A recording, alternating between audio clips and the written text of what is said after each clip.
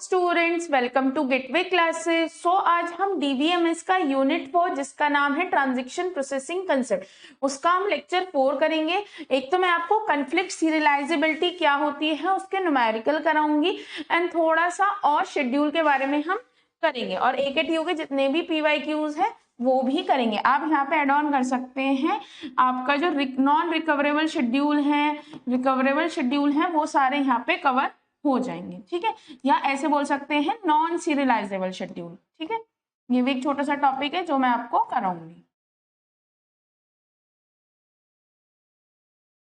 ठीक है, सर आप कर देते हैं।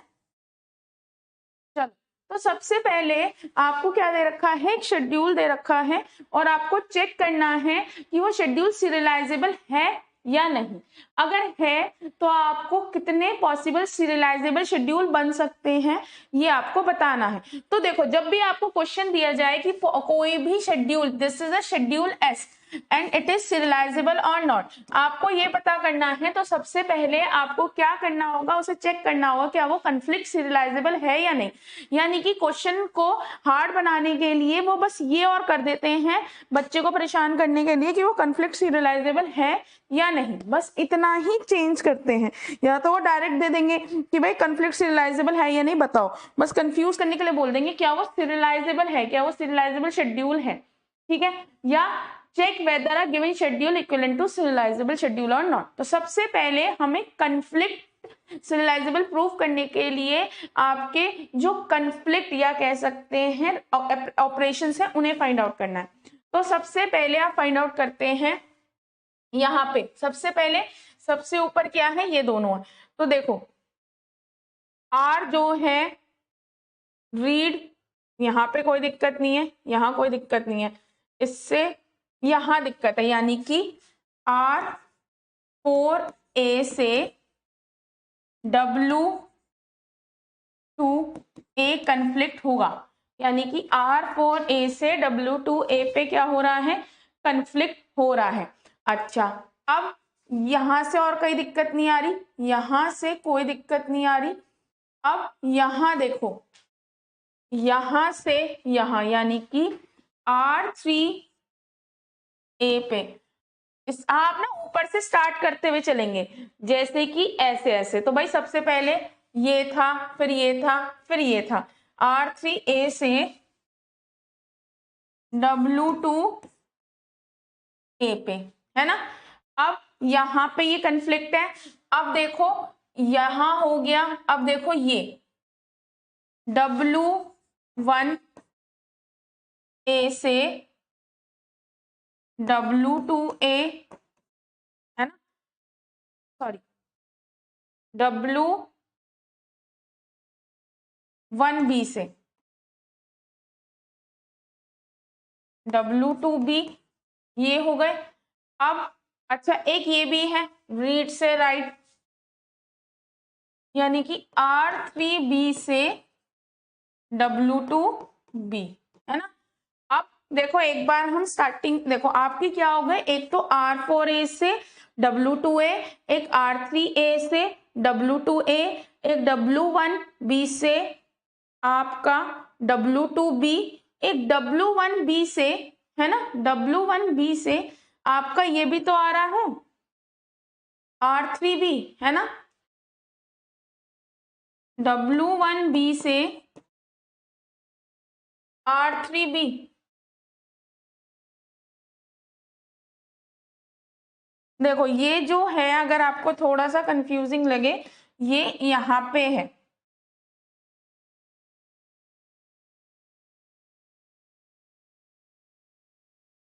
ये इनके बीच में है। ठीक है, तो इसका इतना नहीं सोचना। आपका क्या है, आपका R4, देखो ये 5 जो है कंफ्लिक्टिंग है। ठीक है, अब क्या करना होता है, जब ये सारे हमने क्या निकाल लिए, कंफ्लिक्टिंग ऑपरेशन। आपको पता है ना कंफ्लिक्टिंग ऑपरेशन क्या कहते हैं। कंफ्लिक्टिंग ऑपरेशन वो ऑपरेशन होते हैं जिसमें कि एक रीड होता है, एक राइट। देखो आपको यहाँ तो रीड हो रहा है और यहाँ क्या हो रहा है, राइट। R4A से W2A, R3A से W2A परेशान कर रहा है। अब W1B से W2B परेशान कर रहा है। R3B से W2B परेशान कर रहा है। W1 से आपका कौन परेशान कर रहा है? R3B। ये आपके 5 कंफ्लिक्टिंग है। अब इसके लिए आप सिंपल सा यहाँ पे क्या लिख लें, ग्राफ बनाने के लिए T1 T2, देखो T4 से T2, T3 से T2, T1 से T2, T3 से T2, T1 से T3, ये सारे आपके क्या हो गए? ऑपरेशंस हो गए। क्या क्या हुए भाई? देखो T4 से T2, क्योंकि R4 लिखा है, जो वैल्यू है वो से लिख दो। T4 से T2, T3 से T2, T1 से आपका T2, T1 से T3 और T3 से T2, ये आ गए। अब सिंपल सा आपको क्या बनाना है? ग्राफ बनाना है। तो आपके कितने ट्रांजेक्शन्स हैं? 4। तो यहीं पे बना देते हैं, ज्यादा वो नहीं करा। 1 2 3 है ना, T1 T2 और यहीं पे ये तीसरा है ना। अब ये है कि यहाँ पे जगह कम है, इसलिए मैं शॉर्ट शॉर्ट में बना रही हूँ। ठीक है, T1 T2 T3 T4।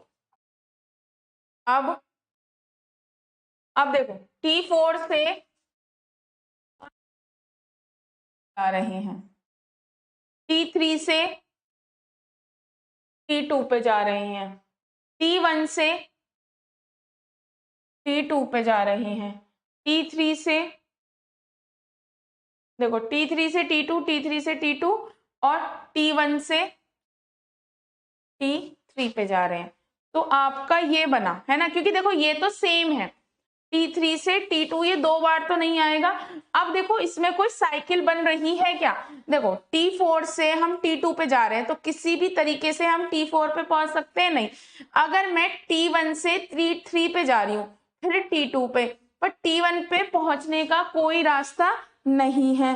अब अगर मैं T2 पे जाने, T1 से T2 पे चली गई पर T4 पे नहीं जा सकती।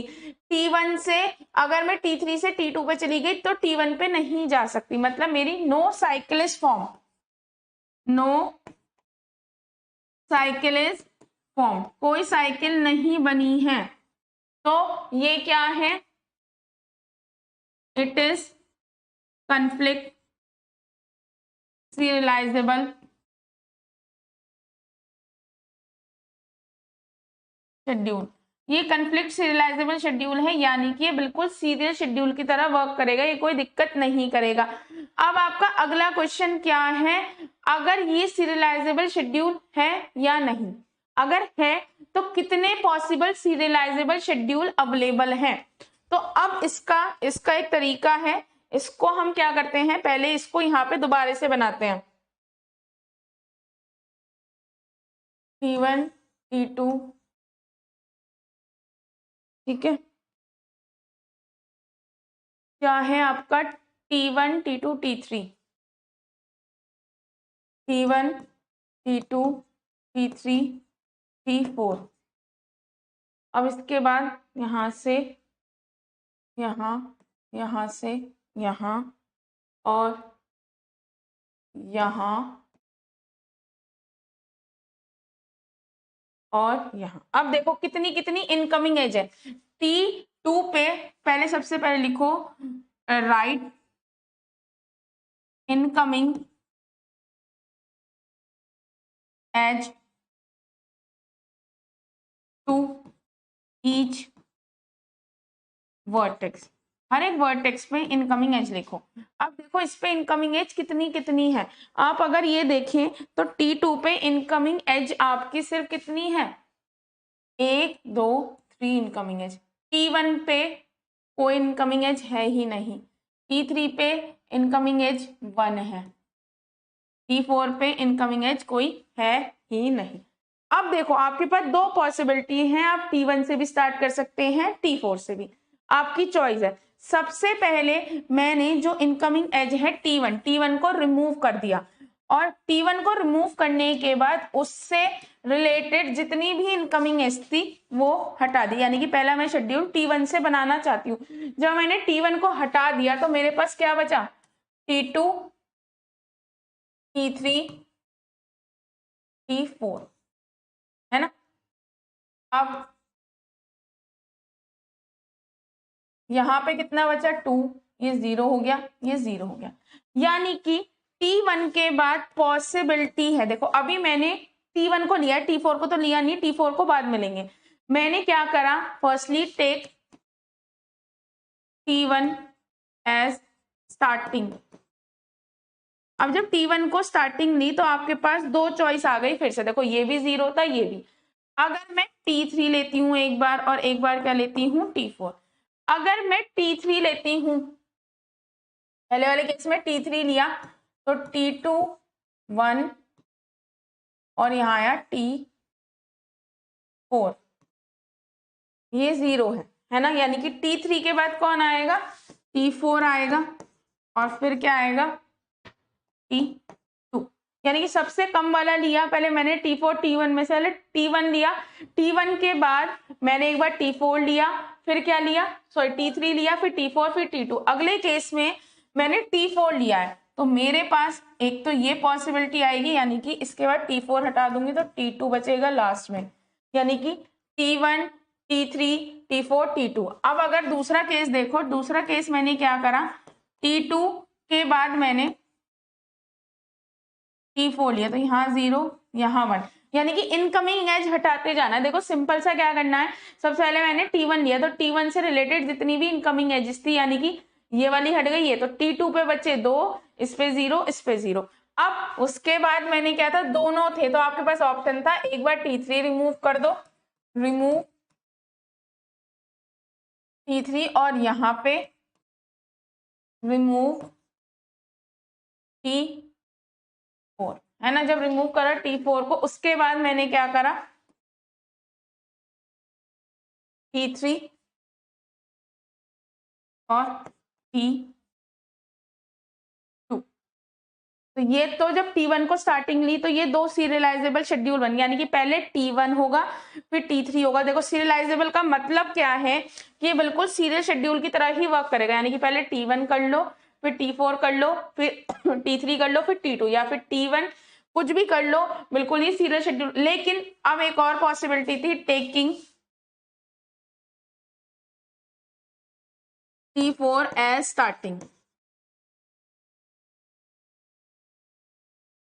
अगर आप T4 को स्टार्टिंग लेते हैं तब क्या होगा, अगर आप T4 को स्टार्टिंग लेते हैं तो सबसे पहले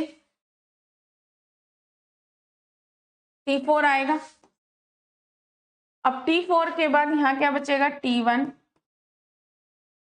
T2 T3। अब इससे इनकमिंग एज यहां जा रही है, एक सेकेंड,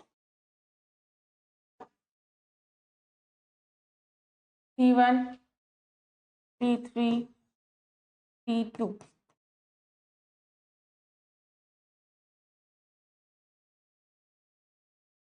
जीरो ये आ गई ना बिल्कुल। अब देखो ये वाली इनकमिंग एज हट गई, तो इस पे 2, इस पे 1, इस पे 0। देखो 2 पे इनकमिंग एज ये 2 आ रही है, T3 पे 1 आ रही है, T1 पे कुछ है नहीं। अब सबसे छोटी कौन सी है, T1।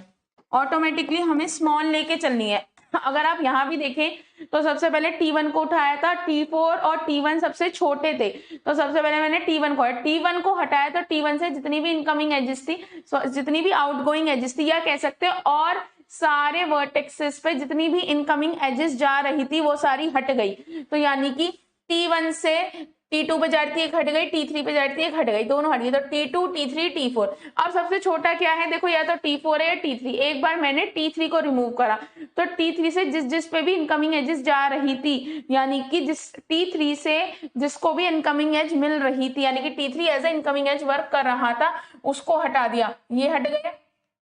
तो ये हटते ही यहाँ 0 हो गए, यहाँ 1 हो गया। अब देखो T4 छोटा था, T4 आ गया, फिर T2। अब ऐसे ही हमने क्या करा कि एक बार T3 को ना रिमूव करके T4 को रिमूव कर दिया। अब क्या था, यहाँ पे दो ऑप्शन थे स्टार्टिंग है, तो T4 और T1 सबसे छोटे थे, तो पहले T4 को हटाया तो ये आ गया। अब सबसे छोटा क्या है, T1। अब T1 को हटाएंगे तो भाई T2 और T3 और T3 बचे, T3 से यहाँ जा रहा है, ये 0 हो गया और ये 1 हो गया, क्योंकि T1 से T2 पे एजेस जा रही थी और T3 पे, तो ये दोनों एजेस क्या हो गई, रिमूव हो गई, तो T2 और T3। अब अगला क्या है आपका, T3 आ गया, फिर क्या आ गया, तो ये 3 शेड्यूल आपके हो सकते हैं सीरियलाइजेबल फॉर्म में। जो आंसर पहले आ रहा था वही आएगा। ये 3 शेड्यूल बिल्कुल प्रॉपर तरह से वर्क करेंगे, T1 T3 T4 T2, या फिर T1 T4 T3 T2, या फिर T4 से स्टार्ट होके। यही क्वेश्चन आता है, या तो वो आपसे पूछ लेता घुमा के, ये कन्फ्लिक्ट सीरियलाइजेबल नहीं पूछता, वो पूछता है शेड्यूल किसी सीरियल शेड्यूल के इक्वल है या नहीं। तो आंसर लिखेंगे yes, this schedule is equal to serializable schedule. ठीक है, ये इक्वल है सीरियलाइजेबल शेड्यूल के। देखो एक चीज समझाऊंगी, ये जो शेड्यूल हैं ये आपको सिर्फ थोड़ा सा परेशान करते हैं, कहीं क्वेश्चन हार्ड नहीं आते हैं, इनसे इजी कोई क्वेश्चन नहीं है, आप ये समझिए, इनसे इजी कोई भी क्वेश्चन नहीं है, ये बहुत इजी रहते हैं और आपको बिल्कुल भी परेशान नहीं करेंगे और you will get full marks. और बस आप इन चीजों को हाईलाइट करके लिखिएगा जो मेन है। ऐसे ही अब देखो ये अलग तरह से क्वेश्चन है, ये इसमें क्या होता है कि आपका ये लिखा हुआ है बट आपको पता है जो कैलकुलेशन है इसको आपको नहीं लिखना है, a=a-10 टेम्प्ट, ये दे रखा होता है कंफ्यूज करने के लिए कि डिटरमाइन करो जितने भी पॉसिबल सीरियलाइजेबल शेड्यूल हैं, क्या determine all the possible serialisable schedule for the given schedule, कितने पॉसिबल सीरियलाइजेबल शेड्यूल अवेलेबल है, यानी कि पहले वाला जैसा ही क्वेश्चन है, यानी कि पहले तो ये चेक करना पड़ेगा कि ये शेड्यूल सीरियलाइजेबल है या नहीं। अब सीरियलाइजेबल चेक करने के लिए एक ही सिखाया, देखो मैंने व्यू सीरियलाइजेबल पे इसलिए नहीं बोलूंगी, वो सबसे हार्ड है, मतलब मैं उसके क्वेश्चन कराऊंगी नो डाउट, पर उसे मत ऑप्ट करना बिल्कुल ही। तो सबसे पहले इसे चेंज कर लेते हैं, T1 T2। ये चेंज इसलिए बोला है क्योंकि जो एक्स्ट्रा चीजें कई बार कंफ्यूज करती हैं। देखो रीड करा आपने, ये हटा दो, ये भी रीड करा, उसके बाद राइट करा, फिर रीड करा, फिर राइट करा, फिर रीड करा, फिर क्या करा आपने, राइट करा, फिर आपने फिर राइट करा। यही है ना, मतलब आपको क्या करना है, जो ये एक्स्ट्रा चीजें है ना माइनस प्लस मल्टीप्लाई, वो नीडेड नहीं होती, आपको सिंपल करना होता है, उसकी कोई जरूरत नहीं होती। ठीक है, तो अब ये चीज देखो, ये लिखा, अब इसमें क्या निकालने हैं, हमें कन्फ्लिक्टिंग ऑपरेशंस निकालने हैं, कन्फ्लिक्टिंग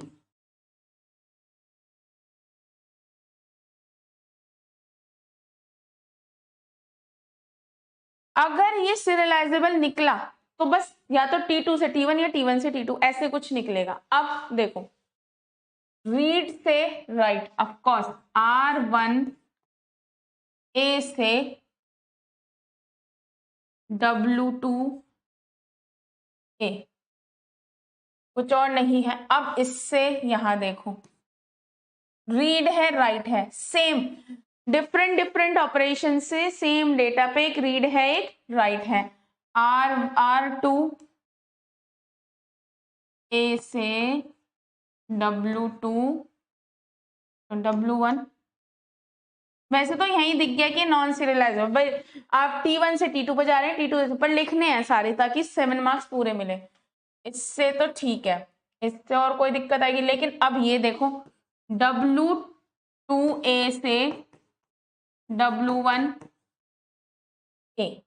अब देखो रीड आया, रीड से इसे दिक्कत होगी, देखो अब आप समझो रीड से यहां दिक्कत होगी क्योंकि रीड है राइट है सेम ऑपरेशन पे, राइट है सेम ऑपरेशन पे, डिफरेंट रीड है राइट है डिफरेंट ट्रांजिशन पर सेम उस पे नहीं है, तो ये दिक्कत नहीं करेगा।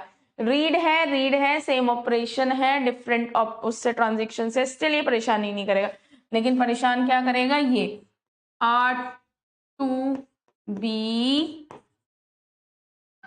R1B। अब यहां से देखो WA W1A W2B। देखो मानो आपको यही पता चल गया, देखो जब ये यहां परेशान कर रहा है यानी कि एक एरो यहां से आएगी, देखो दो ट्रांजिशन है T1 T2, मैं कह रही हूं ये रीड करेगा, यहां दिक्कत करेगा, अब ये यहां भी दिक्कत कर रहा है, ये यहां दिक्कत कर रहा है। अब देखो रीड, अब देखो यहाँ पे आपने क्या करा, रीड R2B R2 ये, और ये कौन बनेगा R2B से W2B, ये और आ गया। अब W से W यानी कि ये आपके 6 कन्फ्लिक्टिंग ऑपरेशन आ गए, है ना। बट अब देखो क्या क्या है, R1A से W2A, R2A से W1A, W2A से W1A, R2B से R1B, R1 आपका R1B से आपके क्या आ रहे हैं, एक तो W1B से W2B, और आपका क्या आएगा R1, ये है आपका R2B से W2B।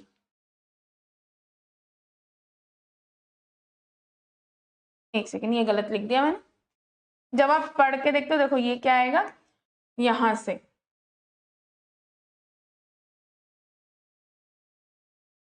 एक सेकेंड, देखो R1A से ये हो गया।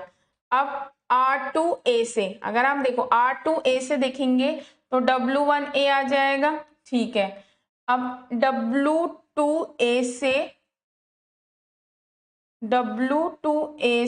W1A, ठीक है। अब R2 से देखो R2B से R1B, और ये गलत लिख दिया ये क्या मतलब है। तो देखो जब आप कभी भी क्वेश्चन करें तो उस चीज को हमेशा चेक करें क्योंकि आपने कन्फ्लिक्टिंग ऑपरेशन सही लिखे हैं या नहीं। R2B से, जो R2B है उससे आप कहाँ जाएंगे, W2B पे, यही तो आएंगे। अब ये देखो ये इसको तंग नहीं करेगा, लेकिन R1B से दो ऑपरेशन, R1B से W2B और W1B से W2B। तो ये चीज आपको हमेशा याद रखनी है कि आप लिखते क्या हो, क्योंकि देखो वहां पे आपसे क्वेश्चन में तो सीधा आएगा कि जो सीरियल शेड्यूल्स हैं उनके बारे में बताना है, लेकिन ये पॉइंट समझो कि आपको इस पे मार्क्स मिलेंगे। और आपको एक शॉर्ट ट्रिक और सिखाती हूँ कि कैसे होगा। आपको जब भी शेड्यूल दिया जाए, ये कंफ्यूज करने के लिए एक्स्ट्रा पार्ट है, इसे रिमूव कर दो, इसका कोई पार्ट ही नहीं है। आपको लिखने का तरीका क्या करना है, पहले ये देखो ये रीड है तो राइट कहीं पे दिख रहा है, यहां दिख रहा है, इसको हमने लिख दिया। अब यहाँ पे कुछ नहीं, ये रीड है, राइट कहीं पे दिख रहा है, यहां दिख रहा है, इसको हमने लिख दिया। अब ये राइट उठाओ तो राइट को तंग करेंगे, ये हमने लिख दिया। अब जो ये रीड उठाओगे, ये दो को देखिए, रीड को तंग नहीं करेगा, ये रीड इसको तंग करेगा। अब जो यहाँ पे बात करो, ये तो इसको तंग नहीं करेगा, ये इसको तंग करेगा, ये इसको, तो इस तरह से आप सही से लिखोगे। एक को पकड़ो और ये देखो अगर रीड है तो ढूंढो राइट मिल जाए, और राइट है तो रीड राइट कुछ भी मिल जाए। शॉर्ट ट्रिक इज दिस, अगर आपको रीड मिलता है T1 में तो ढूंढो कि राइट मिल जाए T2 में, और अगर राइट मिलता है तो रीड या राइट में से कुछ भी मिल जाए, आपका कन्फ्लिक्ट आएगा ही आएगा। ये 6 कन्फ्लिक्टिंग है। अब आपको सारे बनाने की जरूरत ही नहीं है, देखो T1 से T2, T2 से T1, T2 से T1, T2 से R2B से, हाँ ये 1 है, T2 से T1, T1 से T2, T1 से T2। तो अभी देखो T1 से T2, T2 से T1, T2 से T1, T1 से T2, ये तो रिपीटेडली चलता रहेगा। साइकिल बन गई, मेन क्या था, आपकी साइकिल बन के तैयार हो गई है ना। मेन ये था कि साइकिल बन गई है, तो यानी कि ये आपका क्या है, साइकिल इज फॉर्म।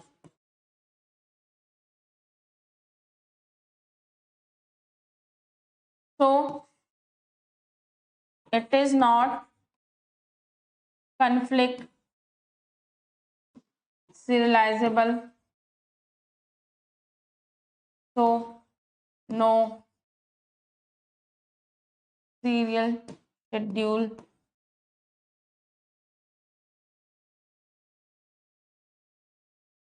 पॉसिबल।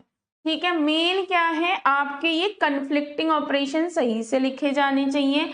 दूसरा, अगर आपको राइट मिलता है तो रीड और राइट दोनों ढूंढो, और अगर आपको क्या मिलता है रीड मिलता है तो रीड एंड राइट, राइट मिलता है तो आपको रीड एंड राइट, और रीड मिलता है तो राइट ढूंढो। ये इंपॉर्टेंट है, अगर आपको ये मिल गए तो आप आसानी से नंबर गेन कर सकेंगे। ठीक है, और देखो आपको दिखने को तो यही दिख गया था, ये कन्फ्लिक्टिंग नहीं होगा। R1 से W2 यानी कि T1 से T2, T2 से T1, तो ये इम्प्लिसिटली दिख रहा है, it is an conflicting operation. ठीक है, अब देखो मैंने आपको क्या पढ़ा दिए, सीरियल शेड्यूल पढ़ा दिया है पूरा, है ना, सिंपल है। नॉन सीरियल शेड्यूल क्या होते हैं, दो तरह के होते हैं, serialisable schedule, non serialisable schedule वो शेड्यूल होते हैं जिन्हें आप सीरियल शेड्यूल में कन्वर्ट कर सकते हैं, जिसका आपको ये मेथड पूरा करा दिया है। अभी ये मेथड क्या है, दिस इज लेफ्ट, ये हम करेंगे बाद में। अब हम स्विच करेंगे नॉन सीरियल शेड्यूल पे, यानी कि जिन्हें आप कन्वर्ट नहीं कर सकते। ये दो तरह के होते हैं, रिकवरेबल, नॉन रिकवरेबल, यानी कि सीरियल में कन्वर्ट तो नहीं कर सकते, लेकिन अगर कुछ दिक्कत आ जाए तो क्या आप उनकी रिकवरी कर सकते हैं, इसमें बोलते हैं जो रिकवर ही नहीं हो सकते। अब रिकवरेबल भी होते हैं cascading, cascading less and strict. ठीक है, तो आज जो हम टॉपिक पढ़ेंगे इस पे फोकस होगा हमारा। ठीक है, क्योंकि ये थ्योरेटिकल भी आते हैं, इसके न्यूमेरिकल भी आते हैं। न्यूमेरिकल आपको नेक्स्ट लेक्चर में कराऊंगी, आपको थ्योरेटिकल कराऊंगी, और साथ में व्यू सीरियलाइजेबिलिटी नेक्स्ट लेक्चर है। ये आपका इसलिए छोड़ा है क्योंकि इसको समझने के लिए टाइम चाहिए, ये थोड़ा सा टाइम कंज्यूमिंग टॉपिक है। कन्फ्लिक्ट सीरियलाइजेबिलिटी बहुत इजी थी कि केवल दो ट्रांजेक्शन, देखो आपको एक चीज समझो, आपके पास इतने सारे ट्रांजेक्शन भी दे रखे हैं तो आपको कुछ नहीं करना है, R1 लो, R1 को बस चेक करते जाओ कि RA अगर ये है तो इसके अगेंस्ट यहाँ पे कुछ नहीं मिल रहा, यहाँ मिल रहा है, यानी कि R4 से WA, एक एक पिक करो और सीरियली लिखो। जैसे जब आपको आदत पड़ जाएगी तो आप सीरियली भी नहीं लिखोगे तो भी काम चलेगा, लेकिन स्टार्टिंग में सीरियली लिखना ताकि गलती के चांसेस ना रहें। ठीक है, अब चलो, कोई भी नॉन सीरियल शेड्यूल जो कि नॉन सीरियलाइजेबल होता है इस कॉल्ड नॉन सीरियलाइजेबल शेड्यूल, यानी कि जिस शेड्यूल को आप सीरियल शेड्यूल में कन्वर्ट नहीं कर सकते किसी भी तरह, ना तो वो कन्फ्लिक्ट सीरियलाइजेबल होगा ना व्यू सीरियलाइजेबल होगा, कुछ भी नहीं होगा, उसको हम नॉन सीरियलाइजेबल शेड्यूल कहते हैं। जो नॉन सीरियलाइजेबल शेड्यूल है वो कभी गारंटी नहीं देता कि वो सेम इफेक्ट प्रोड्यूस करेगा जो किसी सीरियल शेड्यूल के थ्रू प्रोवाइड होता है, यानी कि डेटाबेस में कंसिस्टेंसी की गारंटी ये किसी भी हाल में नहीं देता है। हो भी सकता है और नहीं भी होता, ये जो है कंसिस्टेंट हो भी सकता है, नहीं भी, ये रिकवरेबल हो भी सकता है, नहीं, डिपेंड करता है सिचुएशन पे, है ना। अब सबसे पहले आते हैं इरिकवरेबल शेड्यूल, जिन्हें आप रिकवर नहीं कर सकते। अगर अच्छा, अब ये लिखने से पहले इरिकवरेबल शेड्यूल किसे कहते हैं, देखो मैंने एक ट्रांजेक्शन था T1, एक ट्रांजेक्शन था T2, मैंने रीड करा मेमोरी से, यानी कि रीड ए का मतलब है database, this is my database, database में ए में वो डेटा पड़ा था 10, इसने कुछ कैलकुलेशंस की, यहाँ पे कुछ कैलकुलेशन हुई थी, लेट वो कैलकुलेशन क्या थी, रीड का मतलब है मेन मेमोरी में ये क्या लिया है, डेटा को लेके आ गया, है ना, मेन मेमोरी में इसने डेटा ले आया, तो मेन मेमोरी में जब ये डेटा को लाया तो इसने क्या करा, यहाँ पे 10 पिक करा, रीड का मतलब है डेटाबेस से डेटा को कहाँ लाना, मेन मेमोरी में लेके आना। ठीक है, ये ले आया, चलो इसमें भी कोई दिक्कत नहीं हुई। अब दिक्कत कहाँ हो रही है वो देखो, अब इसने कुछ कैलकुलेशन की, ए की वैल्यू A+10 करी, यानी कि ये जो यहाँ पे कुछ कैलकुलेशन थी वो हम लिखते नहीं है क्योंकि हमें प्रॉब्लम होती है इसलिए हम लिखते नहीं है, तो ए की वैल्यू कितनी हो गई, 20 हो गई। ठीक है, ए की वैल्यू 20 हो गई। ठीक है, अब राइट ऑपरेशन परफॉर्म हुआ कि ये मेन मेमोरी यानी कि जो बफर पोर्शन है वहां से डेटा उठ के यहाँ पे आ गया, यानी कि इसकी वैल्यू 20 हो गई, डेटाबेस में वैल्यू 20 हो चुकी है। बट जब तक कमिट नहीं होता है जब तक चेंजेस होने के चांसेस हैं डेटाबेस में भी। ठीक है, कमिट ये कहीं नीचे होगा, अभी नहीं हुआ। अब दूसरा ट्रांजेक्शन आया, इसने रीड करा।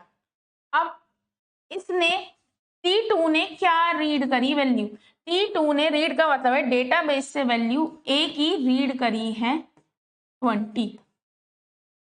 ठीक है, इसने कुछ चेंजेस करे, इसने सपोज और 5 ऐड करे। यहाँ पे कैलकुलेशन होगी ना कुछ रीड करने राइट करने की, कोई भी चेंज, जैसे लेट मैं इसे मान लेती हूँ A इक्वल टू A+5। हमने कुछ चेंजेस करे, आपने कुछ चेंजेस करे तो वो चेंजेस हो गए, है ना। तो यहाँ पे आ गया 25। अब क्या करा, राइट करा। राइट का मतलब है मेन मेमोरी, रीड का मतलब होता है डेटा बेस से डेटा को उठा के कहाँ लाना, मेन मेमोरी में लाना। डेटाबेस से डेटा को पिक करके मेन मेमोरी में लाना, this is your main memory, है ना। और यहाँ पे कुछ कैलकुलेशन करना, ये हम लिखते नहीं है, ये आपको पता है, क्योंकि अदरवाइज ये प्रॉब्लम क्रिएट करता है समझने में। तो यहाँ पे सपोज मैंने 5 ऐड करे और इस वैल्यू को कहाँ लिख दिया, यहाँ पे 25। ये कमिट हो गया, यानी कि ये अपना काम कंप्लीट करके जा चुका है। ठीक है, अब थोड़ी ये आगे कुछ और कैलकुलेशन हुई, ये चलता रहा, कहीं पे ये फेल हो गया। अब ये जो फेल हुआ, जो भी चेंजेस इसके थ्रू करे गए थे वो सारे चेंजेस रोल बैक हो जाएंगे। अब सारे चेंजेस रोल बैक होने का मतलब क्या है, मतलब ये है कि A की वैल्यू T1 के रीड करने से पहले जो थी वो हो जाएगी। ये समझ आया। अब इसने कौन से डेटा को रीड करा, जो ट्रांजैक्शन T1 ने परफॉर्म किया था। बट अब ऐसे समझो ये रोल बैक हो गया, इसने A की वैल्यू क्या कर दी 10, यानी कि इसने कैलकुलेशन या जो भी काम किया था उस डेटा पे किया था जिस डेटा को एग्जिस्ट ही नहीं करता T1 के रोल बैक होने की वजह से। इसका मतलब डर्टी रीड उस रीड को कहा जाता है जब आप किसी और ट्रांजैक्शन की वैल्यू को जो कि रिटन वैल्यू है उसको रीड करते हैं, लेकिन वो ट्रांजैक्शन अभी कमिट नहीं हुआ है। कमिट ना होने का मतलब है अगर T1 ने कोई चेंजेस किए हैं A पे, अब आप उसको रीड कर रहे हो जो चेंजेस हुए हैं। अब ऐसा समझो किसी वजह से रोल बैक हो गया तो इसकी तो वैल्यू खत्म। अब देखो इस चीज को एक एग्जांपल के तौर पे समझते हैं। सबसे पहले डेटाबेस में वैल्यू पड़ी थी आपकी 10, ठीक है, इसने रीड करी, इसने रीड का मतलब है ये मेन मेमोरी का बफर है, यहाँ पे ये 10 आ गया। अब इसने कोई कैलकुलेशन करी, इसने कैलकुलेशन करी A इक्वल टू A+10, है ना। अब यहाँ पे 10 करी तो यहाँ पे क्या आ गया 20। अब इस चीज को राइट भी कर दिया गया, यानी कि एक पर्सन के अकाउंट में 10 रुपए पड़े थे, अब कितने हो गए 20। अब एक और पर्सन आया, उसने भी ट्रांजैक्शन कर दी, यानी कि उसने आपके डेटा को रीड करा, यानी कि अब इसने T2 ने फिर से मेन मेमोरी में डेटा को लेके आया जो कि 20 था, उसमें उसने 5 ऐड करे और इसको क्या कर दिया राइट कर दिया, यानी कि ए पर्सन के अकाउंट में अब 25 रुपए हैं।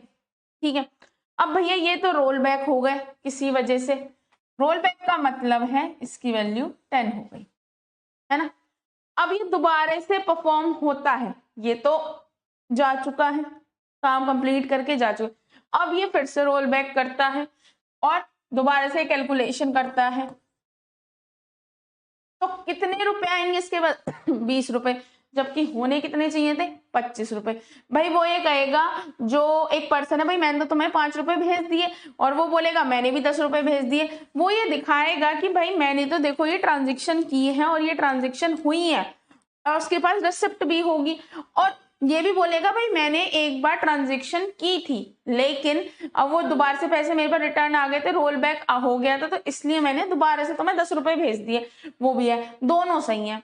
बट उसका जो आपका ऑनलाइन ट्रांजेक्शन होगा, जिससे जैसे कि आप पेटीएम चलाते होंगे, गूगल पे चलाते होंगे, या कोई महाबैंक की कोई ऐप चलाते होंगे, किसी बैंक की पर्टिकुलर ऐप होती है, वहां पे आपको 20 रुपए दिखाएगा। अब ये सिचुएशन स्टार्टिंग में आई है जब ये ऑनलाइन हुआ है, तो अभी जब सिचुएशन आई तो उस टाइम पे क्या दिक्कत हुई भाई, आप गए बैंक के पास कि भैया मेरे में 20 रुपए दिखा रहा है जबकि 25 रुपए दिखने चाहिए थे। तो इसी को ही कहते हैं हम डर्टी रीड, यानी कि ऐसे शेड्यूल जिसे रिकवर नहीं किया जा सकता। गलत तो ये भी नहीं है, गलत ये भी नहीं है इसने 5 रुपए भेज दिए, ये भी गलत नहीं है इसने 10 रुपए भेज दिए, बट ये शेड्यूल ही ऐसा है कि यानी कि दो ट्रांजेक्शन इस तरह से इंटरलीव कर रहे हैं कि ये रीड कर रहा है इसकी वैल्यू को, क्योंकि इसने 10:10 पे ट्रांजेक्शन की, इसने 10:15 पे, तो जब इसमें ऐड होना चाहिए तो वो करंट वैल्यू में ही तो ऐड होगा। अब ये काम करके चला गया, ये रोल बैक हो गया।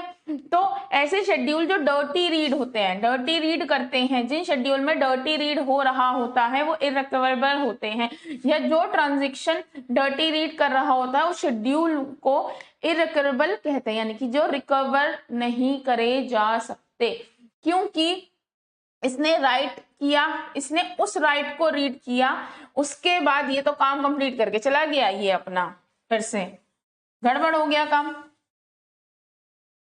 ठीक है, तो यही लिखा है, if a schedule a transaction perform a dirty operation from an uncommitted transaction and the commit before the transaction from which it has read the value, then such schedule is not recoverable. यानी कि एक schedule है जिसमें दो transaction है, इसने data को T1 से रीड किया और उसके कमिट होने से पहले खुद कमिट होके चला गया, यानी कि अपना काम कंप्लीट करके चला गया। अगर ऐसा भी ना करता तो भी कोई दिक्कत नहीं थी। देखो, एक ट्रांजेक्शन ने डर्टी रीड परफॉर्म किया, किससे? अनकमिटेड ट्रांजेक्शन से, यानी कि जो कमिट नहीं हुआ है, जिसके रोल बैक होने के चांसेस हैं और जो हो भी सकता है नहीं भी। एंड चलो, पहली गलती तो उसने ये की कि उसने वहां से डेटा को रीड किया जहां में कमिटमेंट नहीं हुई, यानी कि जिस ट्रांजेक्शन के रोल बैक होने के चांसेस है। अगर वो इतना भी करता तो भी शायद रिकवर हो जाता, लेकिन वो कमिट भी करके चला गया उस ट्रांजेक्शन से पहले जिससे उसने रीड करी थी वैल्यू, और उसके रोल बैक होने के चांसेस है। दो प्रॉब्लम है कि एक तो अनकमिटेड ट्रांजेक्शन से डेटा को रीड किया है और कमिट हो गया है उस transaction before it's read the value. तो ये दोनों चीजें नहीं होनी चाहिए। अगर सपोज उसने अनकमिटेड ट्रांजेक्शन से पहले रीड भी किया था और वो तब तक रुकता जब तक ये कमिट ना हो, तो शायद दिक्कत ना होती। यानी कि अगर ये रोल बैक होता तो ये भी रोल बैक हो जाता। क्यों? क्योंकि भाई ये कमिट करके जा नहीं चुका था, ये अपना काम कर चुका है और अब दिक्कत आती है तो इसे हम रिकवर नहीं कर सकते। अब रिकवरेबल शेड्यूल किसे कहते हैं? Transaction perform a dirty read operation from an uncommitted transaction and it commit operation is delay till the committed transaction either commit और रोल बैक। यानी कि देखो, इन दोनों में सेम है कि भाई अनकमिटेड ट्रांजेक्शन से वैल्यू को रीड किया, लेकिन इसका कमिट ऑपरेशन तब तक डिले रहता है या तो जिस ट्रांजेक्शन से इसने डर्टी रीड किया। डर्टी रीड का मतलब होता है जिससे कमिटमेंट ना हुई हो, है ना, या तो जब तक वेट करे या तो वो कमिट हो जाए या रोल बैक। ऐसो को हम बोलते हैं रिकवरेबल शेड्यूल। जो कमिट ऑपरेशन होता है of the transaction perform dirty read is delay, ये इंश्योर करता है कि आप आसानी से रिकवर कर सकते हो अगर कोई ट्रांजेक्शन फेल होता है। ठीक है, ये चीज इसलिए बोली गई है कि अगर आप रीड भी करते हो कोई दिक्कत नहीं है, पर जो कमिटमेंट है वो तब तक मत करो जब तक कि जिस ट्रांजेक्शन से, जिस अनकमिटेड ट्रांजेक्शन से आपने रीड करी है वैल्यू, वो कमिट ना हो जाए या रोल बैक ना हो जाए। ठीक है, तो चेक करना कोई शेड्यूल रिकवरेबल है या नहीं। पहला तरीका है कि अगर कोई शेड्यूल सीरियलाइजेबल है, ये इंपॉर्टेंट है, अगर कोई सीरियलाइजेबल है या नहीं। If the given schedule is conflict serialisable, तो कंफर्म है कि वो रिकवरेबल है। आपको कंफ्यूज करने के लिए वो इसी में ही क्वेश्चन डाल सकते हैं। देखो, आपसे ही पूछा जा सकता था कि कितने सीरियलाइजेबल शेड्यूल हैं और साथ में पूछा जा सकता था क्या वो रिकवरेबल शेड्यूल है। अब देखो ये कन्फ्लिक्ट सीरियलाइजेबल नहीं है, ना तो सीरियल शेड्यूल पॉसिबल है, ना ये रिकवरेबल है, और ना ये वाला क्या है, इसमें कोई साइकिल फॉर्म नहीं हो रही, तो कन्फ्लिक्ट सीरियलाइजेबल है, यानी कि इसमें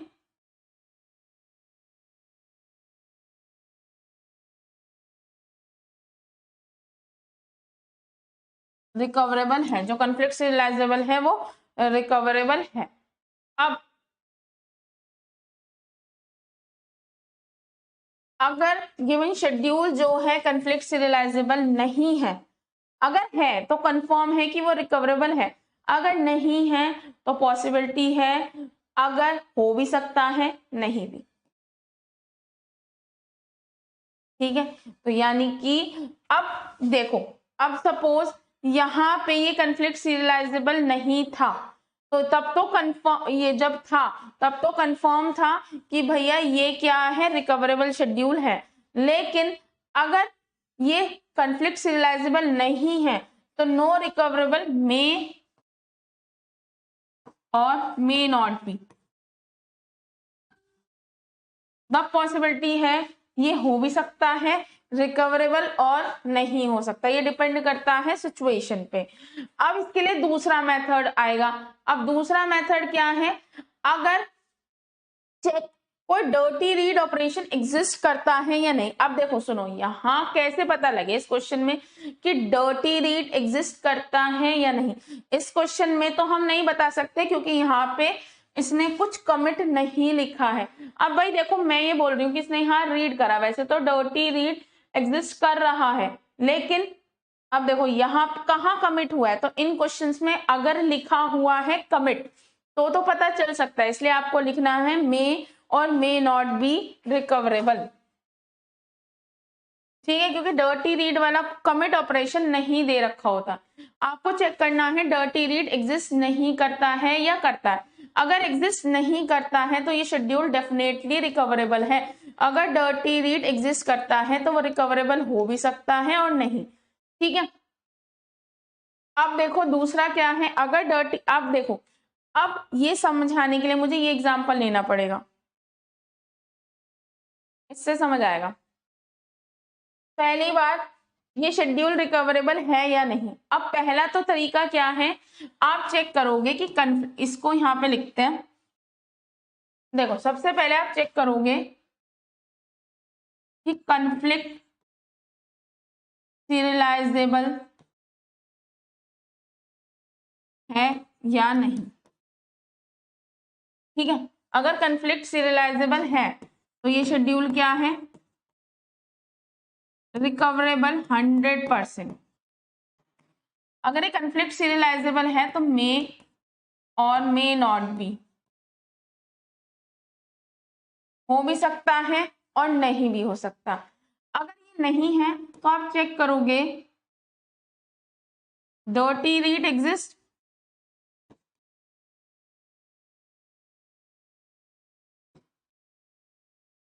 अगर यस है और अगर नो है ना। अगर नो है तो मतलब ये रिकवरेबल है ना। अगर डर्टी रेट है तो फिर आपको क्या चेक करना पड़ेगा, फिर ये कंडीशन चेक करनी पड़ेगी कि कमिट पहले हो रहा है या नहीं। यानी कि if the commit operation of the transaction perform dirty read occur before the commit और abort operation of the transaction which update the value, then schedule is irrecoverable. यानी कि आपको ये समझने के लिए सिंपल सी एक चीज देखनी है कि अगर जैसे डर्टी रीड अवेलेबल है, आपको दिख गया डर्टी रीड अवेलेबल है, यानी कि इस ट्रांजेक्शन ने कमिट नहीं किया है, बस फिर आपको देखना है कि जो कमिट हो रहा है, जिसने रीड किया है डर्टी रीड, वो पहले हो रहा है बाद में। अगर डर्टी रीड वाला पहले हो रहा है,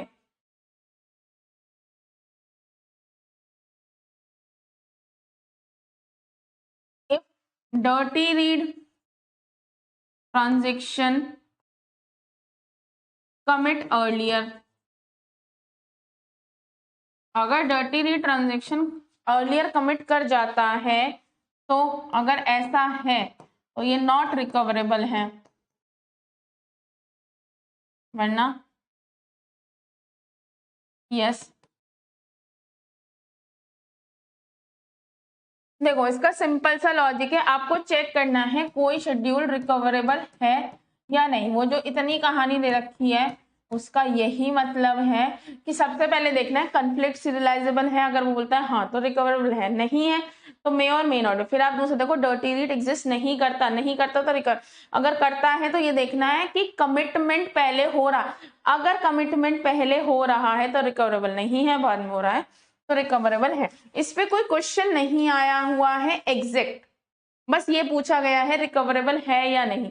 अब देखो, अब मैंने जैसे आपने बोला कि इसमें क्या है मे और मे नॉट, लेकिन यहाँ पे कुछ कमिटमेंट का पता नहीं लग रहा, क्योंकि यहाँ पे आगे अगर मैं बात करूं, इसने तो दोनों वही रीड एग्जिस्ट रीड करें जो डेटाबेस से, यहाँ राइट है, इसने रीड किया है, ये राइट किया है, यहाँ पहले राइट हुआ है, बट कमिटमेंट कहाँ हुआ है अगर क्वेश्चन में नहीं दे रखा कमिटमेंट किसका पहले हुआ है, तो आपको ये लिख के छोड़ देना रिकवरेबल मे और मे नॉट भी, हो भी सकता है नहीं भी। अगर यहाँ कमिटमेंट नीचे कहीं दे रखा होता तो हमें आइडिया लग जाता कि ये फेल होगा नहीं होगा। अगर हम मान के चलते हैं ये पहले कमिट हो गया है तो रिकवरेबल है, बाद में हो गया है तो देखो इसने डेटाबेस से रीड किया, इसने डेटाबेस से रीड किया, इसने राइट कर दिया, इसने बाद में राइट किया है, देखो इसने बाद में राइट किया, इसने पहले राइट किया, लेकिन अभी ये दिक्कत नहीं कर रहा। तो वैसे तो अगर देखा जाए तो ये रिकवरेबल है, बट डिपेंड करता है कि फेल कहाँ हो रहा है, वो यहाँ फेल हो जाए, यहाँ फेल हो जाए, कहाँ कहाँ फेल हो सकता है, आप कोई आइडिया नहीं लगा सकते कहाँ फेल होगा। तो आपको सिंपल सा अगर कमिट नहीं लिखा हुआ है सीधा बोलना है रिकवरेबल, मे और मे नॉट बी रिकवरेबल, सीधा, ठीक है। अब अगला मेथड आपका ये हो गया। अगला होता है रिकवरेबल शेड्यूल कितनी तरह के होते हैं, कास्केडिंग शेड्यूल होते हैं, कास्केडलेस होते हैं और स्ट्रिक्ट शेड्यूल। अगर कास्केडिंग शेड्यूल वो शेड्यूल होते हैं अगर एक ट्रांजिशन का फेलियर दूसरे ट्रांजिशन के रोल बैक और अपोर्ट पे डिपेंड होता हो, यानी कि अगर एक शेड्यूल फेल हुआ तो बाकी सारे शेड्यूल भी फेल हो जाएंगे। Transition T2, T3, T4 have committed before the failure of transition T1, then the schedule would have been irrecoverable। अब इसका मतलब क्या है, देखो अगर T1 फेल हुआ तो ये भी फेल होगा, ये भी फेल होगा, ये भी फेल होगा, क्योंकि ये इसने कमिट नहीं किया, इसने कमिट नहीं किया, इसने कमिट नहीं किया, इसने कमिट नहीं किया, किसी ने कमिट नहीं किया है। और एक शेड्यूल के फेल होते ही दूसरे शेड्यूल जो है इफेक्ट हो रहा है, कहने का मतलब है ये फेल हुआ तो ये भी फेल होगा, ये भी रोल बैक होगा, ये भी रोल बैक होगा, क्योंकि ये तो डेटाबेस से डेटा को रीड कर रहा है, यानी कि सपोज ए की वैल्यू क्या है 10, इसने क्या करा राइट करा, ठीक है। अब एक चीज देखो, ये लाइन को अभी आप बीइंग टाइम छोड़ दो, ये हम बाद में समझेंगे जब नेक्स्ट लेक्चर में आएंगे, लेकिन अब ये सोचो इसने रीड करा राइट करा, अब किसी वजह से इसने रीड करा है ना, इसने कौन सा डेटा रीड किया जो इसने राइट करा, इसने कौन सा डेटा रीड किया जो इसने राइट करा, इसने कौन सा डेटा रीड करा जो इसने राइट करा। अब ये अगर फेल हो गया तो ये वाला डेटा, तो जो आप सपोज ए की वैल्यू 10 थी, इसने ए की वैल्यू 20 कर दी, इसने ए की वैल्यू 20 कर दी, इसने क्या रीड किया 20 रीड किया, इसने क्या कर दी 30 कर दी, इसने क्या रीड किया 30, इसने 40 कर दी, इसने क्या रीड किया 50, इसने 40 रीड किया 50 कर दिया। लेकिन अगर ये फेल हो गया यानी कि आर की वैल्यू फेल हो गई तो एट द एंड ए की वैल्यू कितनी आ जाएगी 10 हो जाएगी, यानी कि इन ये भी क्या होंगे रोल बैक होंगे। अगर एक के फेल होने से सारे रोल बैक हो जाए उसको हम क्या बोलते हैं कास्केडिंग रिकवरेबल शेड्यूल। अब ये लाइन को अभी बीइंग टाइम आप छोड़ दो, इसे हम नेक्स्ट लेक्चर में समझेंगे, क्योंकि इसके लिए मुझे एक चीज और समझानी है। अब क्या होता है कास्केडलेस शेड्यूल, क्या होते हैं कास्केडलेस शेड्यूल, वो होते हैं if in a schedule a transaction is not allowed to read a data item until the last transaction that has been written it is committed or abort, यानी कि ये क्या करता है, कास्केडलेस का मतलब होता है एक ट्रांजैक्शन के फेल होने से दूसरे ट्रांजैक्शंस फेल नहीं होंगे, यानी कि ये डर्टी रीड अलाउ नहीं करता। ये कहता है जब तक कि जिस ट्रांजैक्शन से आप रीड करना चाहते हैं वो कमिट नहीं होता है, आप जो है रीड नहीं कर सकते। तो ऐसे ट्रांजैक्शन को हम बोलते हैं कास्केडलेस शेड्यूल। यानी कि देखो, इसने रीड करा, इसने राइट करा, अभी कमिट हो गया, यानी कि इसने जो भी चेंजेस करे वो फाइनलाइज हो चुके हैं। अब इसने कुछ रीड किया, तो इसने जो रीड किया है वो ऐसे ट्रांजैक्शन से करा है जो कमिट हो चुका है। इसने जो भी रीड किया है, क्योंकि अब ये सपोज ए की वैल्यू क्या थी 10, इसने ए की वैल्यू 20 कर दी, और कमिट का मतलब डेटाबेस में फाइनली कंफर्म हो चुकी है, अब कोई चेंज नहीं होगा। अब ये जो भी वैल्यू रीड करेगा डेटाबेस की फाइनल वैल्यू, इसमें कोई चेंज नहीं हो सकता। अब इसने इसकी वैल्यू 30 कर दी और कमिट करके चला गया, इसने अपना काम कंप्लीट कर दिया, तो यानी कि फेल होने का कोई चांस नहीं। अगर फेल होना होता तो पहले ही हो जाता। अब इसने रीड करी है वैल्यू लेट 30, इसने 40 कर दी, यानी कि ऐसे शेड्यूल जो रीड नहीं करने देते जब तक कि जिस ट्रांजैक्शन से रीड करना है वो कमिट या क्या ना हो जाए, अबॉर्ट।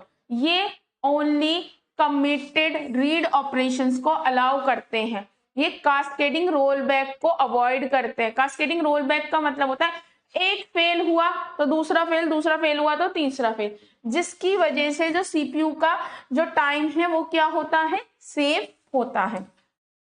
ठीक है, अगला आपका लास्ट टॉपिक क्या है, स्ट्रिक्ट। इससे पहले एक चीज देखते हैं, ये कमिटेड रीड ऑपरेशन अलाउ करता है लेकिन अनकमिटेड राइट ऑपरेशन ये अलाउ कर देता है। देखो, ये तो कहता है कि रीड हमेशा कमिटेड ही होगा और जो अनकमिटेड है वो क्या होगा, राइट अलाउ है। यानी कि आप रीड नहीं कर सकते लेकिन अनकमिटेड राइट कर सकते हैं। ये प्रॉब्लम है कास्केडलेस में। देखो, cascading uncommitted read uncommitted right दोनों अलाउ करता है, यानी कि एक से फेल होने से सबको रोल बैक होना होता है। लेकिन जो कास्केडलेस है वो अनकमिटेड रीड अलाउ नहीं करता पर अनकमिटेड राइट अलाउ करता है। लेकिन इसी प्रॉब्लम को सॉल्व करता है स्ट्रिक्ट शेड्यूल।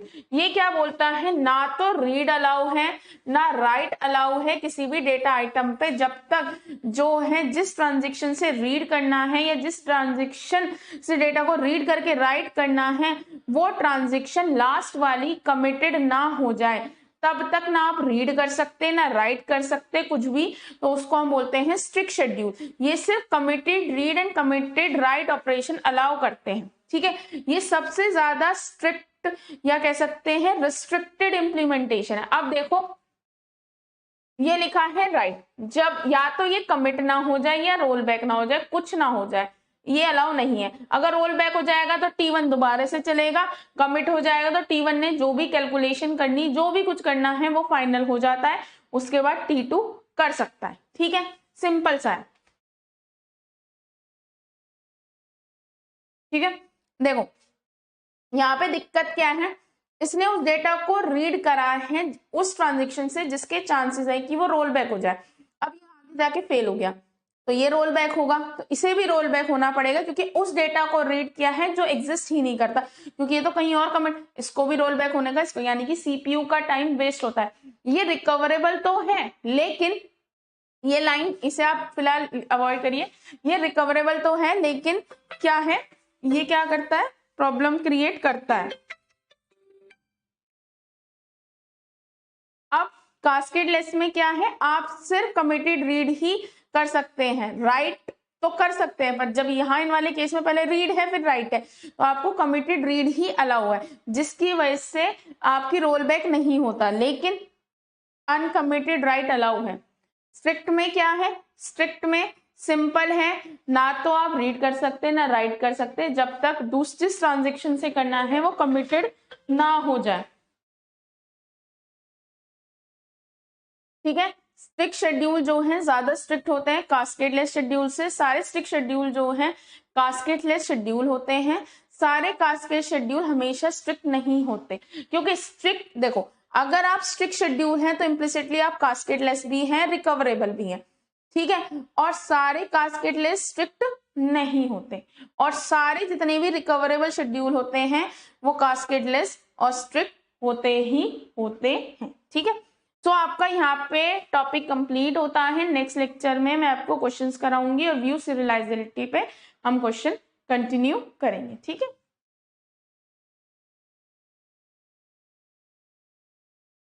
है ना। और इसके बाद आपका जो है एक ये क्वेश्चन है, इससे हम बाद में करेंगे। इस क्वेश्चन को मैं आपको नेक्स्ट लेक्चर में कराऊंगी, और ये आपका उसी के अकॉर्डिंग जो क्वेश्चन है, वैसे तो ये आप क्वेश्चन कर सकते हैं। इसमें क्या दे रखा है, 2 शेड्यूल दे रखे हैं, S1 S2 गिवन है, आपको बताने हैं क्या कोई शेड्यूल सीरियलाइजेबल है या नहीं। अगर वो सीरियलाइजेबल है तो इक्विवेलेंट सीरियलाइजेबल शेड्यूल लिखने हैं। देखो ये आपको ट्रांजेक्शन T1 दे रखा है, ये ट्रांजेक्शन T2 दे रखा है, ये ट्रांजेक्शन T3 दे रखा है। ठीक है, 3 ट्रांजेक्शन्स आपको दे रखे हैं। अब इसमें क्या है, ये है शेड्यूल 1 यहां तक। ठीक है, शेड्यूल 1 का मतलब क्या है, दिस इज शेड्यूल, इसमें लिखा हुआ है आपको T1 T2 मिल गया, क्या T3 भी है, हाँ। तो आपको क्या लिखना है, R1 X R2 Z R1 Z R3X R3Y है ना, W1X W3Y R2Y। इस तरह से आपको लिखना है, ये आप लिख सकते हैं देख के, तो ये आपका क्वेश्चन हो जाएगा। ठीक है, और ये शेड्यूल 2 है, तो दोनों को पूछा गया है क्या दोनों शेड्यूल रिकवरेबल हैं या नहीं है, और जो रिकवरेबल है उसका सीरियल शेड्यूल आपको लिखना है। ठीक है, और ये आपका क्वेश्चन है, ये हम नेक्स्ट लेक्चर में करेंगे, मतलब पार्ट में नहीं, नेक्स्ट लेक्चर में ही करेंगे। इसको मैं इसमें से रिमूव कर देती हूँ क्योंकि थोड़ा सा लॉन्ग हो जाएगा, तो फिर आपको थोड़ा सा रहता है।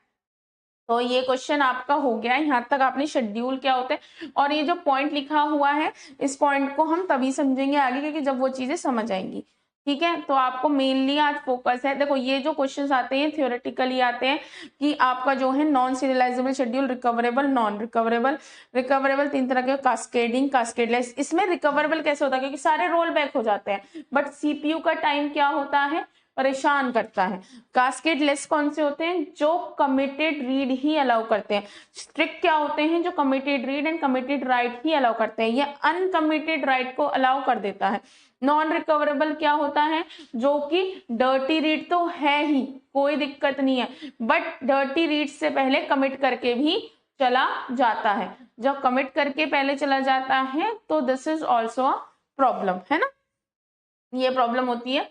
तो आपका ये टॉपिक होता है। अब हम नेक्स्ट लेक्चर में क्या करेंगे, next lecture, thank you, next lecture में एक तो व्यू सीरियलाइजेबिलिटी करेंगे, और जो एकेटीयू का कॉन्फ्लिक्ट सीरियलाइजेबिलिटी पे क्वेश्चन है वो करेंगे, और मैं एकेटीयू के पेपर्स देख लूंगी। अगर मुझे कोई रिकवरेबल पे बस यही क्वेश्चन आया हुआ है कि वो रिकवरेबल है या नहीं, अगर कास्केडलेस या इस पे मुझे कोई एकेटीयू का क्वेश्चन मिला वो कराऊंगी आपके। इसमें बस यही न्यूमेरिकल है शेड्यूल पर, और जितने मैंने पेपर देखे हैं उसमें पूछता है सीरियलाइजेबल है या नहीं। अगर सीरियलाइजेबल है तो सीरियलाइजेबिलिटी बना मतलब बना के दिखाओ कितने सीरियल शेड्यूल पॉसिबल है, और रिकवरेबल है या नहीं, बस इतना पूछा गया है, क्योंकि उसने कभी कमिट वाला नहीं दिया है, तो डर्टी रीड वाला आप यूज नहीं कर सकते। अगर कोई मुझे क्वेश्चन मिला तो मैं वो क्वेश्चन करा दूंगी। ठीक है, थैंक यू।